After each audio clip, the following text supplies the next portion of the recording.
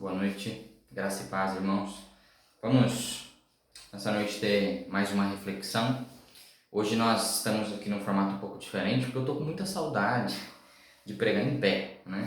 Pregando sempre sentado, a gente fica um pouco enjoado disso aí. Quero voltar um pouco para o nosso formato de sempre. Sinto muito falta de estar com os irmãos, de estarmos nos cultos, de pregar para os irmãos nos cultos, mas no momento, na circunstância que nós vivemos, nós precisamos partir para outras alternativas, né?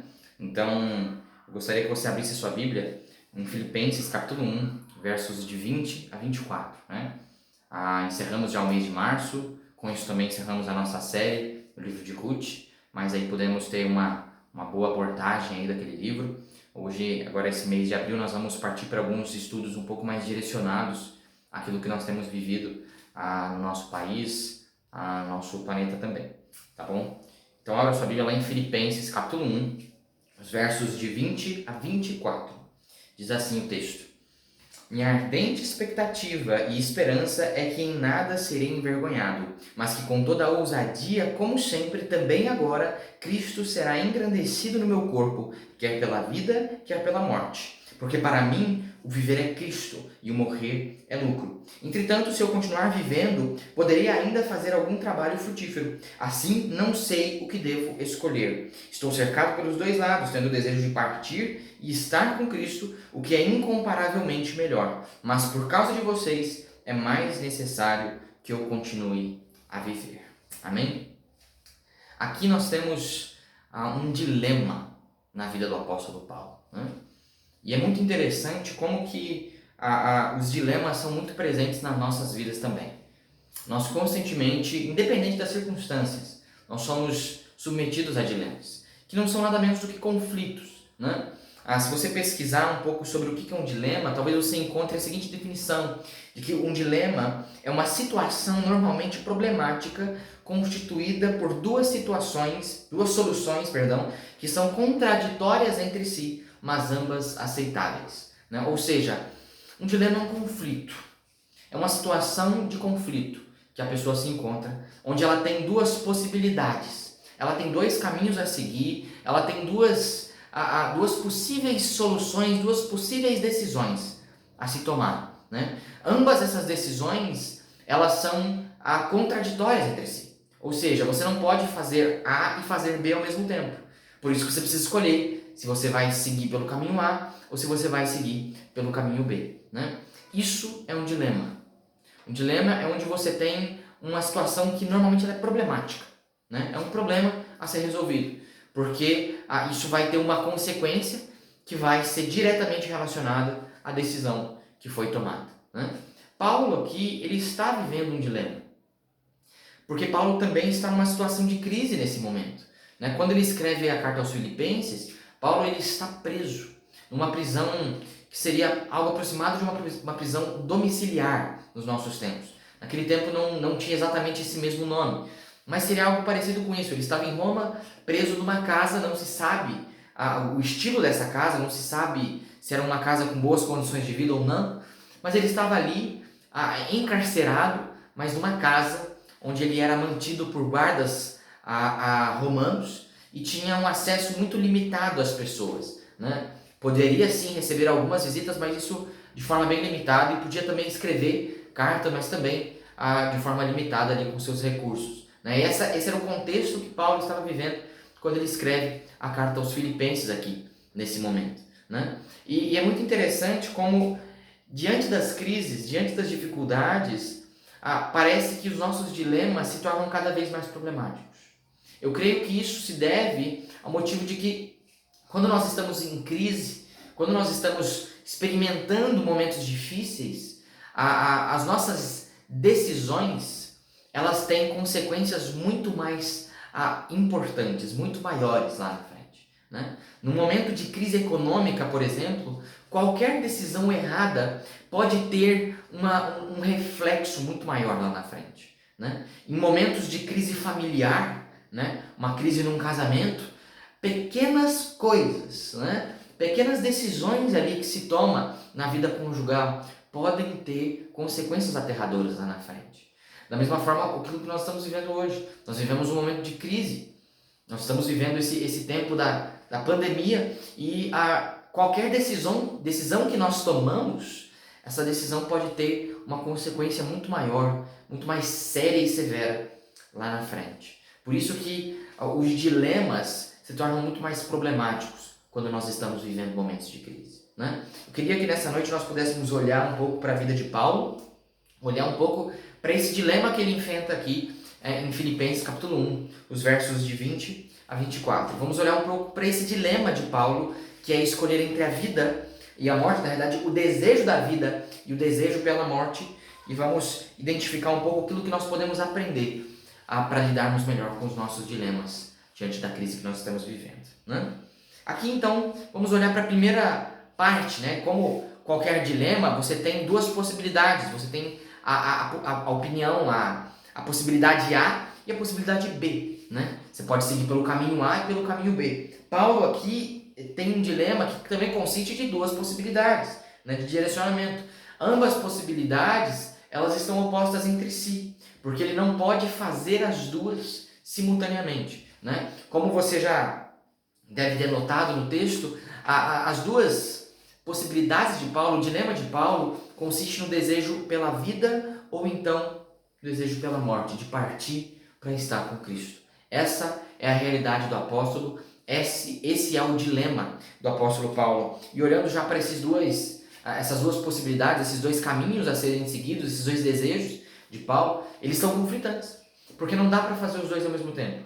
Você não pode permanecer vivo e morrer. Você não pode estar morto e querer permanecer vivo, né? São coisas que se excluem em si, se excluem mutuamente, né? Esse é o conflito do apóstolo Paulo. Em primeiro lugar, nós vamos olhar para a vida, né? Para o continuar vivo, para o permanecer vivo. E aqui é importante a gente entender que em todos os momentos em que se fala de vida nesse texto aqui, se refere a essa trajetória passageira que nós temos aqui nesse mundo físico, aqui na Terra, né? Essa é a vida que ele está falando, né? É esse corpo físico, é esse momento que é passageiro que nós estamos vivendo aqui na Terra, né? Aqui nesse mundo físico. E quando Paulo ele se encontra no dilema entre o viver e o morrer, a gente nunca pode entender que Paulo ele tenha algum controle sobre essas coisas, tá bom?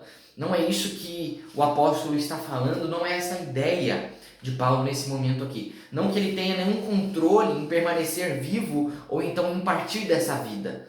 Paulo não tem controle sobre essas coisas. Ele apenas expressa o seu desejo.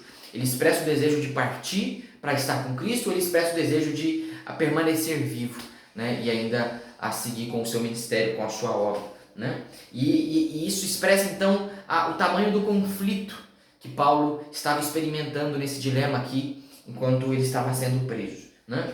Olhando agora para o dilema em si, por um lado nós temos a vida, e junto da vida, Paulo identifica as suas obrigações e suas responsabilidades caminhando junto dela, né? Existem algumas coisas que acompanham essa decisão de permanecer vivendo, que Paulo encontra na sua frente, essa decisão, né? Essa possibilidade do caminho, do direcionamento em que ele vai seguir adiante, né? Com a vida, com o viver, a gente consegue identificar aqui que existem os acompanhamentos, né? As obrigações e responsabilidades que vêm junto disso, e também ele coloca algumas das suas motivações para preferir esse direcionamento ou não, né? É muito interessante que Paulo, aqui o que ele faz na realidade, diante de um conflito, diante de um dilema, ele coloca meio que na balança. Ele coloca assim, aqui tem os prós e aqui os prós, né? Ele estabelece uma comparação entre os dois lados, estabelecendo que de fato ele está vivendo ali um dilema, né? E ele coloca então as obrigações, responsabilidades e acompanhamentos do viver e também as suas motivações para também preferir permanecer vivo aí por um pouco mais de tempo, né? Vamos olhar um pouco para o que o texto fala a respeito do viver, né? O que está agregado junto com o viver para Paulo aqui em Filipenses capítulo 1. Primeiro, nós identificamos que algo que precisa estar sempre junto da vida para Paulo é a presença de Cristo. Isso é muito interessante. Olha aí comigo um verso muito conhecido, que é o verso 21. Filipenses 1, 21 diz assim: porque para mim o viver é lucro. Queria ficar só nessa primeira parte aqui nesse momento, porque é aqui que está falando sobre o viver, né? Paulo considera, eu falei lucro, mas não é Cristo, perdão, devo ter errado aqui na minha leitura. Porque para mim o viver é Cristo. É isso que o texto fala, né? É muito interessante que Paulo identifica aqui nesse momento que para ele permanecer vivo, que para ele o permanecer vivo na realidade pertence a Cristo. Se ele viver, a sua vida pertence a Cristo e tudo o que ele faz precisa ser a obra de Cristo. Para Paulo, se ele permanecer vivo por mais algum tempo, não significa que ele vai aproveitar e fazer coisas que ele nunca fez. Isso é muito interessante, né? Paulo, num momento de prisão, já tinha visto outros apóstolos se tornarem mártires, outros apóstolos morrerem pela causa do Evangelho, então ele sabia a seriedade daquilo que ele estava enfrentando. É claro que naquele momento, essa não foi a prisão de Paulo que ocasionou na sua morte, né? Essa prisão aconteceu posteriormente, quando ele fica preso numa masmorra e escreve a segunda carta ao pastor Timóteo, mas essa não é a prisão que ocasionou a morte de Paulo, mas ele sabia da iminência desse risco. Ele sabia que aquilo era iminente, ele poderia morrer, né? Mas é interessante que Paulo, diante da iminência da morte, ele não pensa em fazer outras coisas. Ele não pensa assim: olha, eu já fiz o que eu tinha que fazer, eu já plantei igrejas, eu já pastoreei pessoas, eu já enviei muitas cartas. Agora, se eu permanecer vivo, se eu sair dessa vivo, eu vou aproveitar a vida de um modo diferente. Não é isso que Paulo fala. Paulo diz que se ele permanecer vivo, ele vai viver para Cristo. Por isso que ele diz assim: pois para mim o viver é Cristo. E é interessante que literalmente no grego ele fala que para mim viver Cristo. Pois para mim viver Cristo. Entende que toda a sua vida precisa estar direcionada para Cristo, né? Não é para mim a minha vida em tais lugares é Cristo. Não é para mim algumas coisas eu faço para Cristo. Não.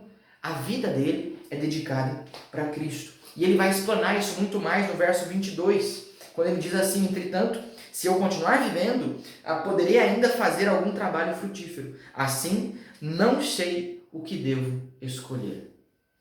Paulo, aqui, nesse momento, ele explana um pouco mais essa ideia de que se ele continuar vivo, se ele continuar vivendo, ele ainda tem obra frutífera para realizar. Ele ainda tem coisas para fazer. Ele ainda tem mais lugares, mais áreas que ele pode servir a Cristo com sua vida. Áreas frutíferas, áreas que vão gerar ainda muito fruto. E aqui ele estabelece também um dilema. Porque ele diz no final desse verso: assim, não sei o que devo escolher. Paulo, ele se identifica no dilema. Eu não sei o que escolher. Porque se eu permanecer vivo, ainda tem coisas que eu preciso fazer, né? Ainda eu tenho coisas que engrandecem a Cristo, ainda eu tenho coisas que são para a obra de Cristo, são para a expansão do Evangelho que eu poderia fazer, né? Ele ainda tem obras frutíferas para realizar. E essa é uma coisa que acompanha o viver de Paulo, né? E é interessante que isso também acaba sendo uma motivação para Paulo, isso acaba pesando na balança para ele, né? Acaba sendo uma das motivações de Paulo a seguir por esse caminho, a desejar permanecer vivo, né? E a encontrar alegria na vida, né? Porque aí ele fala lá no verso 24: mas por causa de vocês, falando para os filipenses, é mais necessário que eu continue a viver.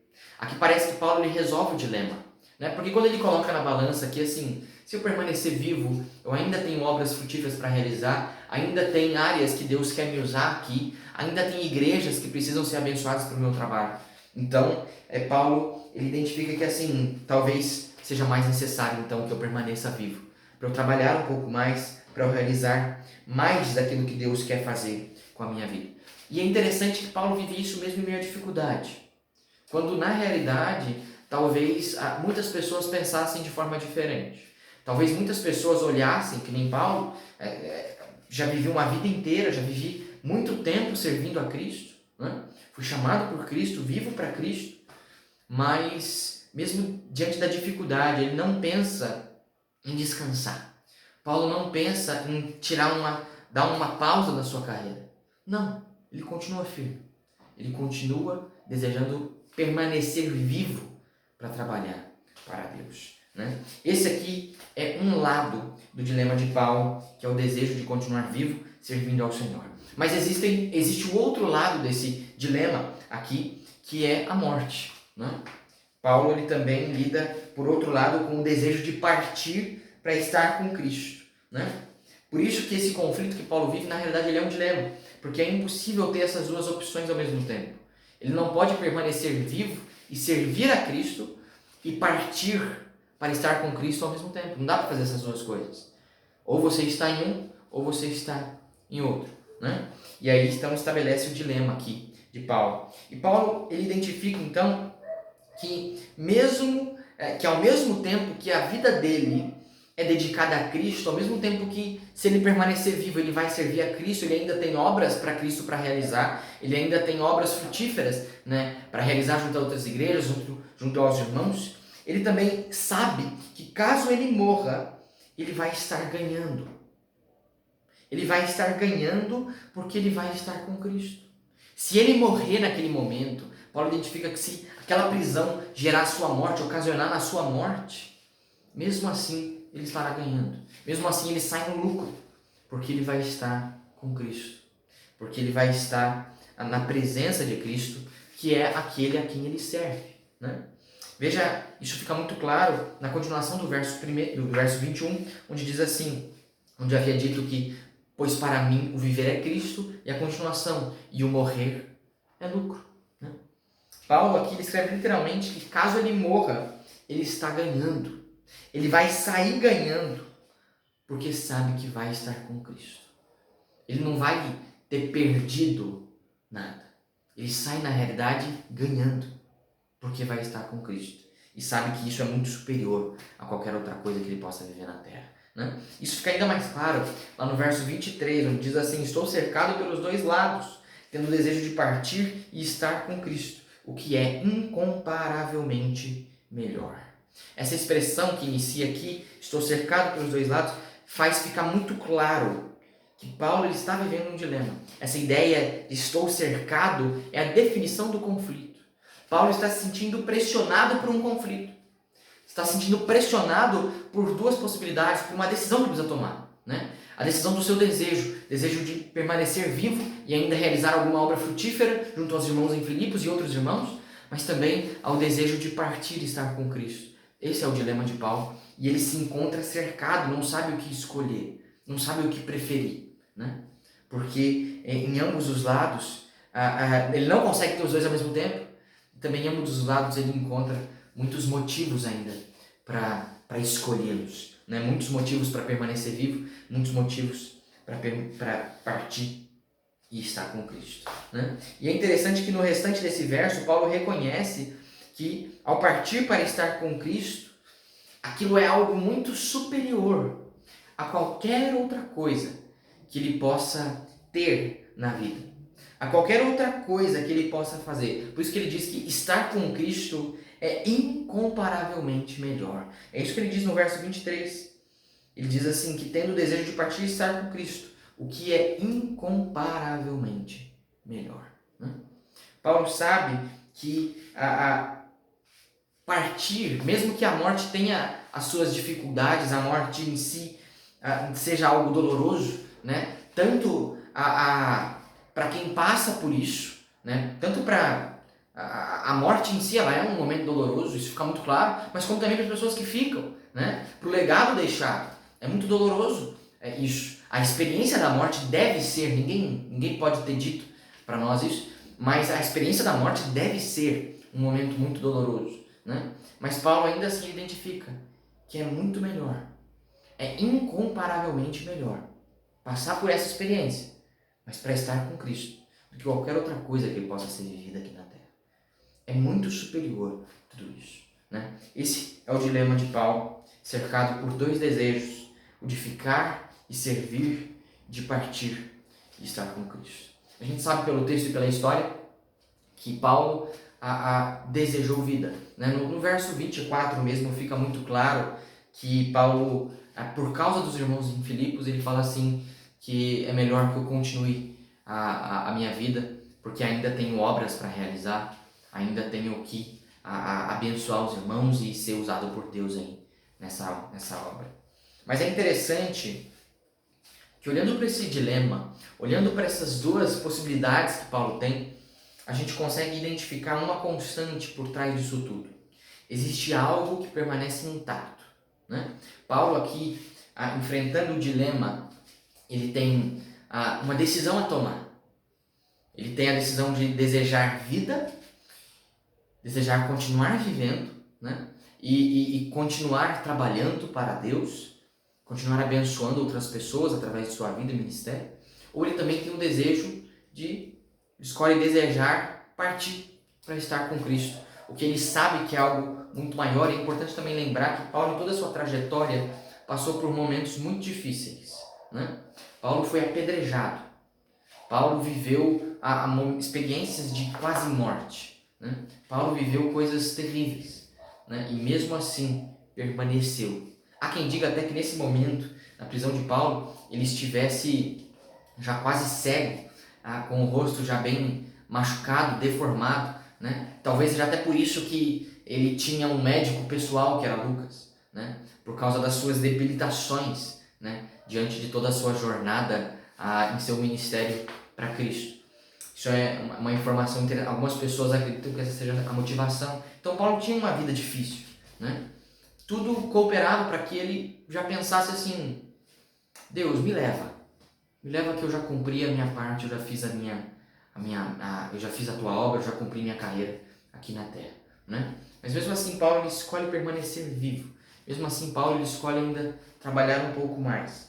E é interessante que tanto em um lado como no outro a gente encontra uma constante. Existe uma convicção de Paulo que ela se permanece constante e intacta, independente da sua escolha, né? E essa constante está lá no verso 20. Dá uma olhada na sua Bíblia, volta um pouco no verso 20. Filipenses 1:20 diz: minha ardente expectativa e esperança é que em nada serei envergonhado, mas que com toda a ousadia, como sempre, também agora, Cristo será engrandecido no meu corpo, quer pela vida, quer pela morte, né? Veja que coisa maravilhosa. Mesmo diante da prisão, mesmo diante das dificuldades, mesmo diante da crise que Paulo estava enfrentando, e enfrentando esse dilema entre a vida e a morte, Paulo possui uma convicção que se mantém independente daquilo que aconteça. Independente de como as coisas se desenrolarem. Independente se Deus tivesse dito para ele que aquele seria o momento da sua partida, né? De que ele iria morrer, ou então se ele tivesse que viver ainda muitos mais anos, sofrer ainda muito mais. Independente disso, Paulo tinha uma convicção: Cristo seria engrandecido, quer pela vida, quer pela morte. O dilema de Paulo possuía essa constante. Independente do que fosse a decisão dele, independente do caminho que fosse tomado, existia uma constante, uma convicção que permanecia intacta. Cristo seria engrandecido, quer pela sua vida, quer pela sua morte, né? Durante os nossos dilemas, durante a crise que nós estamos enfrentando, nós podemos experimentar muitos dilemas, irmãos. Nós podemos enfrentar muitas decisões difíceis, né? E às vezes decisões simples ou decisões grandes, né?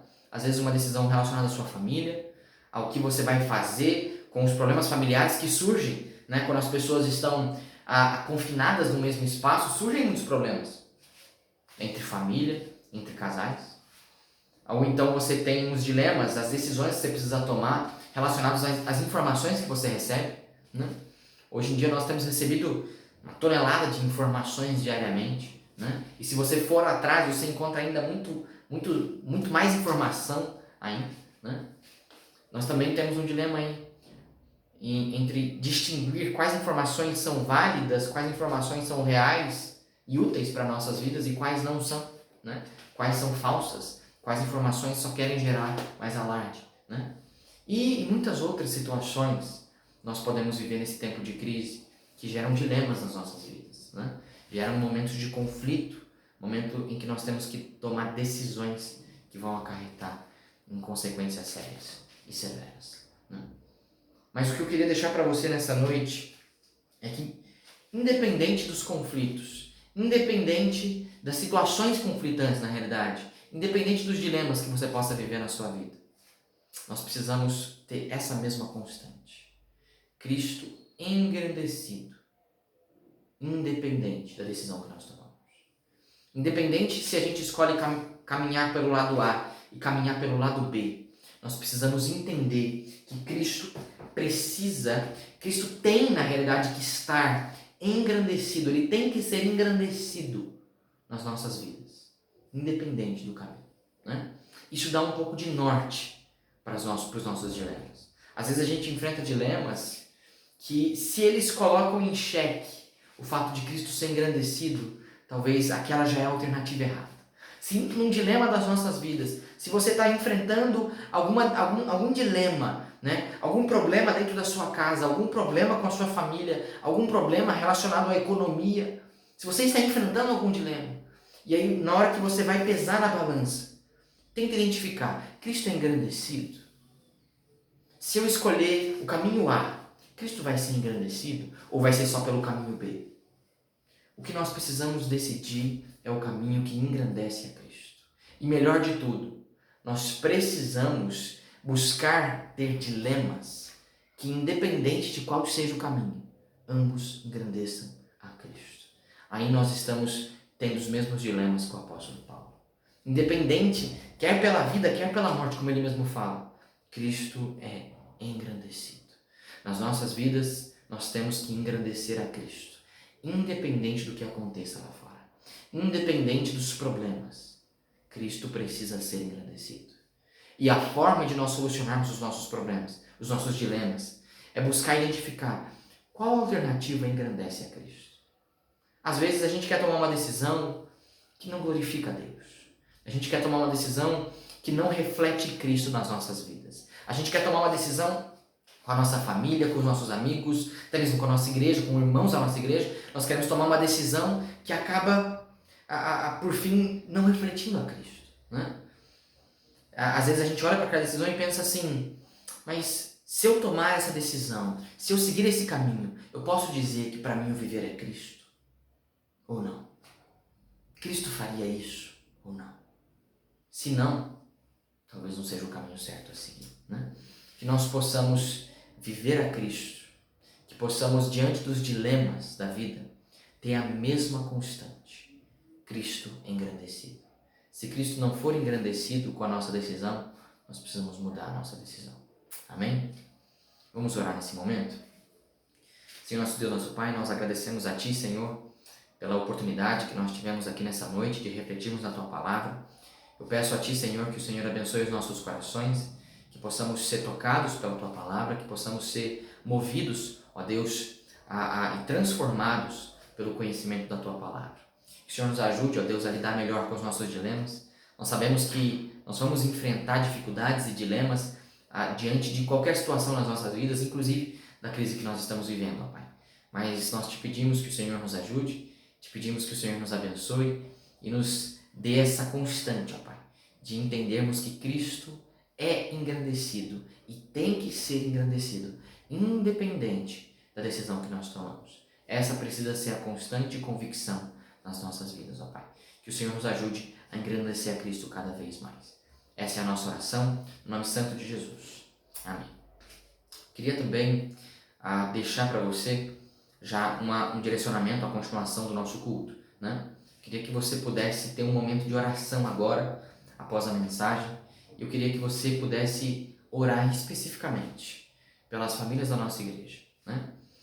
Se você tem algum pedido de oração, compartilhe no grupo agora, né? Nesse momento, mande lá no grupo. Nós vamos estar anotando isso e vamos orar durante a semana pelos seus pedidos, por aquilo que você quer colocar diante do Senhor, ou agradecer também, colocar também diante do nosso Deus. E nós vamos orar como igreja, mesmo distantes, nós vamos orar por esse pedido, por esse agradecimento. Tá? Mas eu queria que você, nesse momento, pegue aí o seu celular, abra o grupo da nossa igreja, e aí que você clique ali naquela abinha lá de cima, que vai mostrar os integrantes do grupo.